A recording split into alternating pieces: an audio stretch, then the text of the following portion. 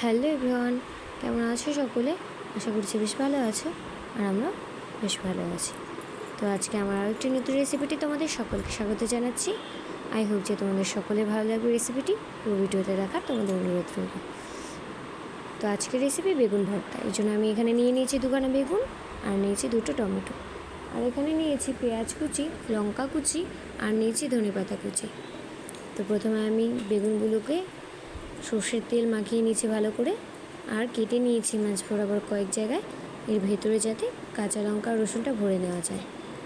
কাঁচা লঙ্কা রসুন বেগুনের ভেতর ভরা হয়ে গেলে আমি বেগুনগুলোকে পোড়াতে দেবো গ্যাসের ওপর। যেহেতু এখানে উনুনের কোনো রকম ব্যবস্থা নেই, সেই জন্য বাধ্য হয়ে আমাকে গ্যাসেই পোড়াতে হবে।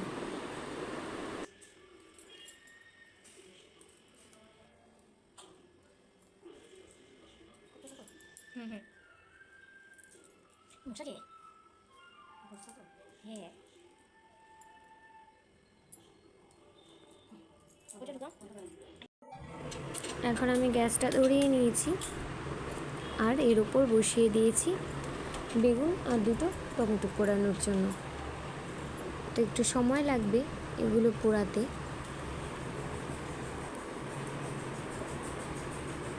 বেগুন দুটো টমেটো দুটোকেও আমি কিন্তু টমেটো দুটোকেও ভালো করে কেটে নিয়েছিলাম, যাতে পোড়াতে সময় কম লাগে, কম সময়ের মধ্যে পোড়া হয়ে যায়।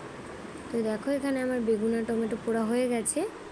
ভেতর থেকে আমি রসুন আর কাঁচা লঙ্কাগুলো বের করে নিয়েছি, আর ভালো করে ছুলে নিয়েছি বেগুন আর টমেটোটা। এরপর আমি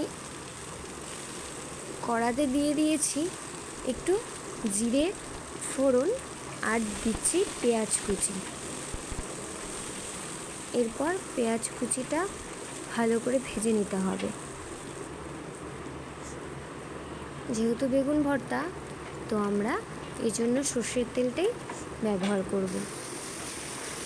এরপর আমি এই বেগুনটাকে, যে পোড়ানো বেগুনটা আর টমেটোটা আমি মেখে নিয়েছিলাম, ভর্তা আর কি, বেগুন ছানা করে নিয়েছিলাম। এরপর আমি কড়াতে দিয়ে দিলাম এটা। তারপর বেশ কিছুক্ষণ নাড়াচাড়া করে স্বাদ মতো নুন আর একদম সামান্য পরিমাণ হলুদ দিয়ে দিলাম। এরপর দিয়ে দিলাম ধনেপাতা কুচি,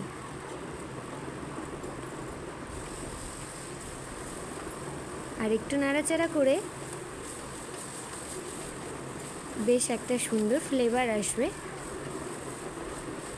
এটা কিন্তু ভীষণই খেতে টেস্টি। তোমরা যাই বলো, অবশ্যই ট্রাই করো, আর আমাকে কমেন্টে জানাতে ভুলো না কেমন লাগলো তোমাদের রেসিপিটি। তো চলো বন্ধুরা, টাটা।